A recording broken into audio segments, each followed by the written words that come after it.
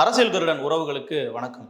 ஈரோடு கிழக்கு தொகுதி இடைத்தேர்தலில் நாம் தமிழர் கட்சியை மிக மிக வாக்குகள் குறைவாக வாங்க வைக்கணும் அப்படின்னு சொல்லி கடைசி 3 நாட்களில் திமுக செய்த பல்வேறு சதித்திட்டங்கள் குறித்தும் அதையெல்லாம் முறியடித்து நாம் தமிழர் கட்சி எப்படி மேலே வந்தாங்கன்றதை பற்றி பல தகவல்களை மூத்த பத்திரிகையாளர் மணி அவர்கள் ஊடகங்களில் பகிர்ந்து கொண்டிருக்காங்க. அது குறித்து நாம் இந்த காணொலியில் விரிவாக பார்க்க இருக்கோம். பரபரப்பான அரசியல் சூழலில் ஈரோடு கிழக்கு தொகுதியினுடைய இடைத்தேர்தல் முடிவடைந்து அதனுடைய முடிவுகள் வெளியாகி இப்போ நாம் தமிழர் கட்சியினருக்கு ஒரு மிகப்பெரிய ஒரு கொண்டாட்டத்தை கொடுத்துருக்கு அப்படின்னே சொல்லலாம். அங்கே வெற்றி பெற்றது என்னமோ திமுகவாக இருந்தாலும் அந்த முடிவுகளை கொண்டாடுவது நாம் தமிழர் கட்சியினர் இருக்காங்க. காரணம், வரலாறு காணாத விழுக்காடு வாக்குகளை நாம் தமிழர் கட்சியினர் வாங்கி குவிச்சிருக்காங்க அப்படின்னே சொல்லலாம். இரட்டை இலக்கு அப்படிங்கிறது இதுவரைக்கும் ஒரு பேச்சலையும் ஒரு சொலவாடலில் மட்டுமே இருந்தது. ஆனால் இன்று அதை தேர்தல் முடிவாகவே நாம் தமிழர் கட்சியானது நிரூபித்து காட்டியிருக்காங்க. ஸோ இந்த தேர்தலில் நாம் தமிழர் கட்சியானது 24,151 வாக்குகளை வாங்குறாங்க. 15.59 விழுக்காடு மொத்த வாக்குகளை செக்யூர் பண்ணுறாங்க. இது நாம் தமிழர் கட்சியினுடைய வரலாற்றிலேயே அதிகமான வாக்கு அப்படிங்கிறது குறிப்பிடத்தக்கது. ஸோ நாம் தமிழர் கட்சி இந்த அளவிற்கு வாக்குகளை வாங்குவதற்கு பல காரணிகள் இருக்குது. ஆனால் சீமானவர்களையும் நாம் தமிழர் கட்சியையும் வளர விடக்கூடாது அப்படின்னு சொல்லி ஈரோடு கிழக்கு தொகுதியில் ஆளும் தரப்பான திமுகவானது கடைசி 3 நாட்களில் பல்வேறு சதித்திட்டங்களை மேற்கொண்டதாக பத்திரிகையாளர் மணி அவர்கள் சொல்கிறாங்க. அவர் குறிப்பிட்டு சொல்கிற விஷயம் என்னவா இருக்குது அப்படின்னா, இந்த ஈரோடு கிழக்கு தொகுதியில் திமுகவினுடைய வெற்றி அப்படிங்கிறது ரொம்ப ரொம்ப எளிமையான ஒரு விஷயமாக தான் ஆரம்பத்தில் இருந்தது. இன்னும் சொல்லப்போனால் எதிர் அணியில் யாருமே போட்டியிடவே இல்லை அப்படிங்கும்போது திமுகவினர் ரொம்பவே ஒரு மெதப்பிலேயே இருந்தாங்க அப்படின்னு சொல்லப்படுது. அதாவது இங்கே அதிமுக போட்டியிடலை, பாஜக போட்டியிடல, இங்கே பார்த்தீங்கன்னா பெரிய அளவிலான கட்சிகள், பணபலம் உள்ள கட்சிகள், அதிகார பலம் உள்ள கட்சிகள் எதுவுமே போட்டியிடல அப்படிங்கும்போது நமக்கு இது வெற்றி ஏற்கனவே செக்யூர் பண்ண ஒன்று தான், ஏற்கனவே நமக்கு வெற்றி கையளிக்கப்பட்ட ஒன்று தான். இதற்கு நம்ம பெரிய அளவில் எந்த முயற்சியும் எடுக்க வேணாம் அப்படிங்கிறது திமுகவினருடைய ஒரு சிந்தனையே இருந்துச்சு. இன்னும் சொல்லப்போனால் இந்த இடைத்தேர்தலானது இதே போன்று 2023 வந்தது. அப்போ பார்த்தீங்கன்னா EVK இளங்கோவன் அவர்கள் போட்டிடுறாங்க. திமுக தான் அதுக்கு செலவு பண்ணுறாங்க. போட்டிட்டு தினமும் காங்கிரஸ் வேட்பாளர், ஆனால் செலவு பண்ணது அதிகமாக திமுக தான். கிட்டத்தட்ட 100 கோடிக்கு மேலே செலவு பண்ணதெல்லாம் பல தகவல்களை சொல்கிறாங்க. அப்போது இந்த முறை அந்த அளவிற்கு செலவு பண்ண வேண்டாம், நமக்கு தான் ஆப்போசிட்டில் நிற்கிறதுக்கு ஆளே இல்லையே, நாம் எளிமையாக வெற்றி பெற்றலாம்னு நினைக்கும் போது தான் நாம் தமிழர் கட்சி உள்ளே வராங்க. நாங்கள் தேர்தலில் தனித்து எப்பவும் போல் போட்டியிடுவோன்ற ஒரு அறிவிப்பை வெளியிடுறாங்க. அப்போவே இது பார்த்தீங்கன்னா ஒரு இருமுனை போட்டியாக மாறிடுது. சரி, இந்த இருமுனை போட்டியில் நாம் தமிழர் கட்சி எந்த அளவுக்கு பெருசாக சாதிச்சிட போகிறாங்க அப்படிங்கிற என்ன? சரி, இந்த இருமுனை போட்டியில் நாம் தமிழர் கட்சி எந்த அளவிற்கு இந்த இருமுனை போட்டியில் நாம் தமிழர் கட்சியானது எந்த அளவிற்கு பெருசாக சாதிச்சிட போகிறாங்க? அவர்கள் ஏற்கனவே கடந்த முறை 6 விழுக்காடு வாக்குகள் தானே வாங்கியிருக்காங்க. அப்போ இந்த முறை அவர்கள் நமக்கு ஒரு பெரிய திரட்டாக இருக்க மாட்டாங்கன்ற நினைப்பில் தான் முதல்ல இருந்தாங்க. ஆனால் களம் செல்ல செல்ல பிரச்சாரங்கள் போக போக நாம் தமிழர் கட்சியானது மக்களோடு மக்களாக ஒரு பெரும்படையாக வாக்குகள் சேகரிக்க ஆரம்பிக்கிறாங்க. கிட்டத்தட்ட வீதியெங்கும் நாம் தமிழர் கட்சியினுடைய பிரச்சார முழக்கங்கள் தான் அங்கே கேட்க ஆரம்பிக்குது. அண்ட் சீமான் அவர்கள் பிரச்சாரம் நடந்த அந்த அத்தனை தினங்கள்லையுமே ஊடகங்களில் முதன்மை செய்தியாக அவருடைய முகம் காட்டப்படுது. காரணம், அவர்களுடைய அரசியல் ஸ்டேட்மெண்ட், பெரியார் அவர்கள் குறித்த ஒரு விமர்சனம் அப்படிங்கிற மாதிரி பல விஷயங்கள் மூலமாக சீமான் அவர்கள் தொடர்ச்சியாக ஒரு பேசு பொருளாகவே இருந்தார். இப்போ இதையெல்லாம் நாம் கடந்து பார்க்கும் பொழுது அந்த தேர்தல் பிரச்சாரத்திலையும் நாம் தமிழர் கட்சியினுடைய வேட்பாளர் ரொம்ப துரிதமாக செயல்பட்டாங்க. இப்போ இந்த மாதிரிலாம் போயிட்டு இருக்கும்போது ஆரம்பத்தில் பெரிய அளவு பணத்தை மக்களுக்கு விநியோகம் செய்யாமல் இருந்த திமுகவானது ஒரு கட்டத்தில் இதுக்கு மேலே நாம் பணம் கொடுத்து வாக்குகளை வாங்கலை அப்படின்னா சீமான் அவர்கள் ரொம்ப மேலே ஏறி வந்துருவாங்க அப்படிங்கிற அடிப்படையில் கடைசி 3 நாட்கள் நாம் தமிழர் கட்சியினுடைய பிரச்சாரத்திற்கு பயந்து அதிக பணத்தை அவர்கள் கொடுத்ததாக பத்திரிகையாளர் மணி அவர்கள் சொல்றாங்க. கடைசி 3 நாள் பணப்பட்டுவாடா பெரிய அளவில் நடந்தது தான் அங்கேருந்து வரக்கூடிய ரிப்போர்ட்ஸ் சஜஸ்ட். அதை ஏன் பண்ணாங்கன்னா மார்ஜினை குறைக்கிறதுக்காக. இந்த முடிவுக்கு திமுக வந்தது காரணம் சீமானுடைய வாக்குகள் கூட போகிறது என்பது அவர்களுக்கு நன்றாக தெரியும். அதாவது இதுக்கு மேல நாம் தமிழர் கட்சியினுடைய அந்த விழுக்காட்டை நம்ம குறைக்கணும். நாம் தமிழர் கட்சி மேலே ஏறி வந்துட்டாங்க அப்படின்னா அது இந்த இடைத்தேர்தலோடு நிற்கக்கூடிய ஒரு விஷயம் கிடையாது. அடுத்து வரப்போகிற 2026 பொது தேர்தலையும் மிகப்பெரிய அளவில் அது பிரதிபலிக்கும். அதனால் சீமான் அவர்களை எப்படியாவது வளர விடக்கூடாது அப்படிங்கிற அடிப்படையில் பல ஆயிரங்கள் மக்களுக்கு விநியோகம் செய்யப்பட்டிருக்கு அந்த 3 நாட்கள் முன்னாடி. அப்போ கடைசி நேரத்தில் இது மாதிரியான முடிவுகளை திமுக எடுக்க போயிட்டு பல மக்களுக்கு இந்த மாதிரி மூளை செலவு செய்யப்படுறாங்க பணத்தை கொடுத்து.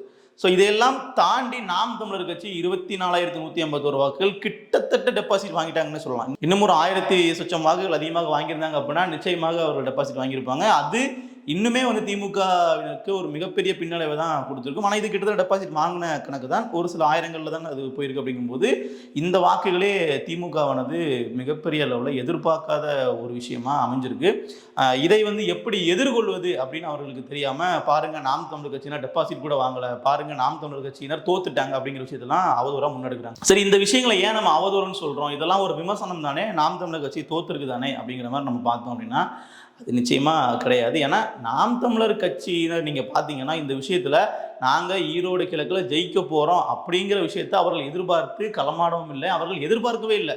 நீங்கள் கட்சியினுடைய வேட்பாளர் தலைமை இதெல்லாம் தாண்டி கட்சியினுடைய ஆதரவாளர்கள் வாக்காளர்கள்னு இருக்கிறவங்க வாக்களிக்க போகும்போதே நாம இந்த இடத்துல பதிவு செய்ய போகிறது அப்படிங்கிறது நாம் தமிழர் கட்சியினுடைய வளர்ச்சி அடுத்த கட்டத்துக்கு கொண்டு போகுமே தவிர வெற்றி விழுக்காடு அப்படிங்கிறதுக்கு நாம் இன்னும் பயணிக்க வேண்டிய தூரம் அதிகமாக இருக்குது அப்படிங்கிறது தான் இங்கே ஓட்டு போட வந்த நபர்களினுடைய ஒரு எண்ணப்பாடு. அதை பிரதிபலிக்கும் விதமாக தான் முடிவுகளும் வந்திருக்கு. அப்போ இந்த விஷயம் நாம் தமிழர் கட்சியினருக்கு ஒரு மிகப்பெரிய கொண்டாட்டத்தை கொடுப்பதற்கான காரணமும் அதுதான்.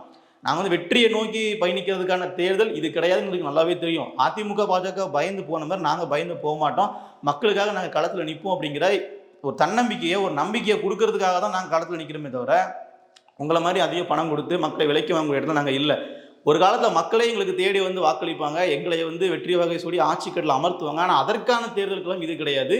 அது அடுத்து வரப்போகிற பொது தேர்தலையும் அதுக்கு அடுத்தடுத்து வரப்போகிற பொது தேர்தல்களை தான் எங்களை நாங்கள் வந்து நிரூபிக்க போகிறோம் அப்படிங்கிற ஒரு தெளிவு சீமானவர்களுக்கு மட்டும் இல்லை, ஒரு கடைக்கோடி தொண்டர்களுக்கும் வந்துருச்சு அப்படிங்கிறத நம்ம தேர்தல் மூலமாக புரிஞ்சுக்க முடியுது. மேலும் அதிமுகவினுடைய வாக்குகள்லாம் பார்த்தீங்கன்னா திட்டமிட்டு அவர்கள் நோட்டாவுக்கு போடணும்னு சொல்லி முடிவெடுத்து போட்டதுக்கு பின்பாகவும் நோட்டாவுக்கு 5000 வாக்குகள் கிட்ட தான் விழுந்திருக்கு. அப்போ அது வந்து பார்த்தீங்கன்னா ஒரு தோல்வியடைந்த ஒரு ஸ்ட்ராட்டஜியாக போயிடுச்சு.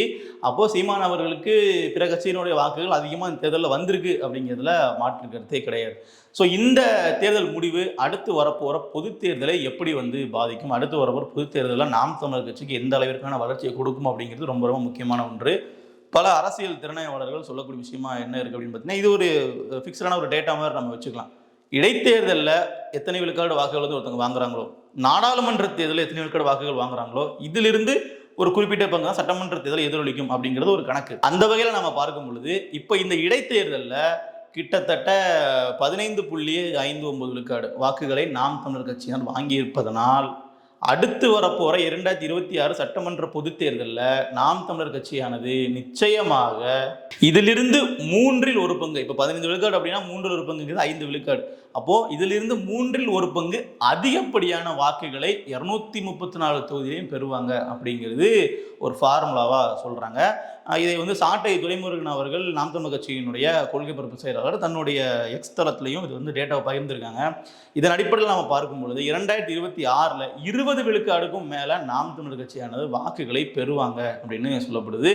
இதுதான் நாம் தமிழர் கட்சியினுடைய ஒரு உண்மையான அடுத்த கட்ட வளர்ச்சின்னு நம்ம வந்து எடுத்துக்கலாம்.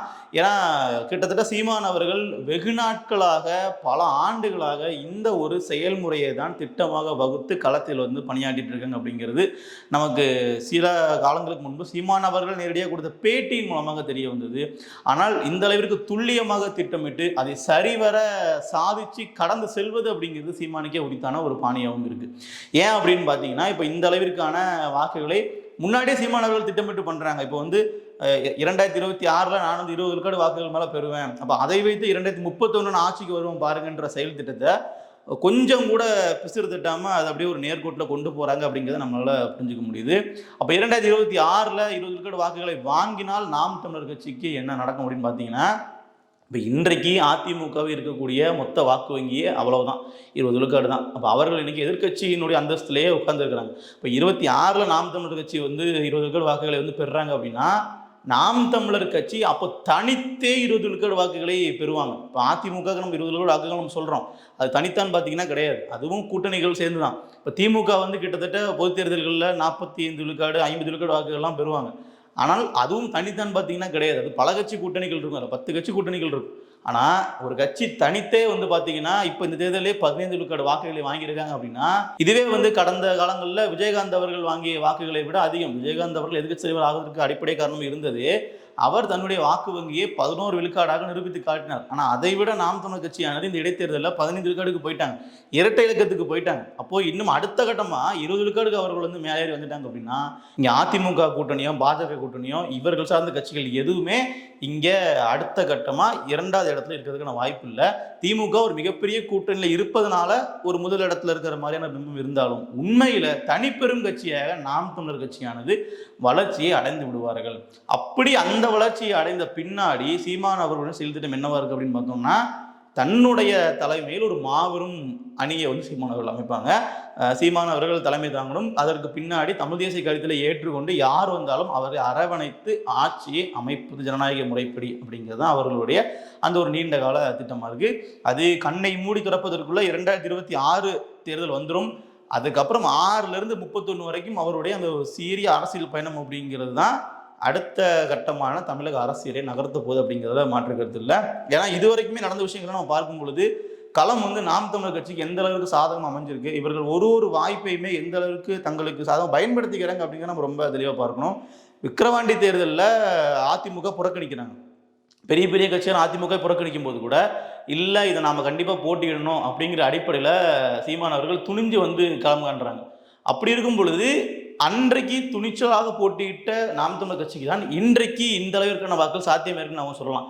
ஒரு இடைத்தேர்தலில் போட்டியிட்டு அடுத்த இடைத்தேர்தலில் போட்டியிடாமல் போனாங்க அப்படின்னாக்க மக்களுக்கு அவங்க மீது நம்பிக்கை வந்து போயிடும். இவர்கள் நமக்காக களத்தில் எப்பவுமே நிற்க மாட்டாங்க, அவர்களினுடைய தேவை கருதி அவர்களுடைய வெற்றி வாய்ப்பை கருதி களத்தில் நிற்கிறாங்கன்ற ஒரு பார்வை வந்து வந்துடும். ஓட்டு குறைவானாலும் பரவாயில்ல, வாக்குகள் அதிகமானாலும் பரவாயில்ல, அங்கே நிற்கணும். ஏன் நம்ம சொல்கிறோம் அப்படின்னு பார்த்தீங்கன்னா 2021 பொது தேர்தலை விட 2023 இடைத்தேர்தலில் நாம் தமிழர் கட்சி ஈரோடு கிழக்கில் வாங்கிய வாக்குகள் குறைவு, 1000 வாக்குகள் குறைவு. இப்போ பொது தேர்தலில் வாங்கின வாக்கை விட இடைத்தேர்தலில் வாக்குகள் குறைஞ்சிச்சு அப்படின்னா மக்களுக்கு நம்ம மேலே எதிர்மறை எண்ணம் வந்துடும் அப்படிங்கிற அடிப்படையில் அவர்கள் தேர்தலை புறக்கணிக்கவில்லை. அப்படி துணிச்சலாக தேர்தலில் நிற்பதால் தான் இன்றைக்கு 7லிருந்து 6 ஆனாலும் 6லிருந்து 15 விழுக்காடாக இதே ஈரோடு கிழக்கில் தங்களை நிரூபித்து காட்டியிருக்கிறார்கள் நாம் தமிழர் கட்சியினர். அப்போ இது மற்ற தொகுதிகளுக்கும் அப்படியே பொருந்தும் அப்படின்னு சொல்லப்படுது. அதன் அடிப்படையில் பார்க்கும் பொழுது 234 தொகுதிகளிலும் 2026 மிகப்பெரிய அளவில் நாம் தமிழர் கட்சிக்கு வாக்கு உயர்வதற்கான வாய்ப்பு இருக்கு. பொறுத்திருந்து பார்க்கலாம். இது போன்ற அரசியல் குறித்த காணொலிகள் பார்ப்பதற்கு அரசியல் கருடன் சேனலை சப்ஸ்கிரைப் செய்யுங்கள். மேலும் மற்றொரு தகவலோடு உங்களை சந்திக்கும் முறை நன்றி.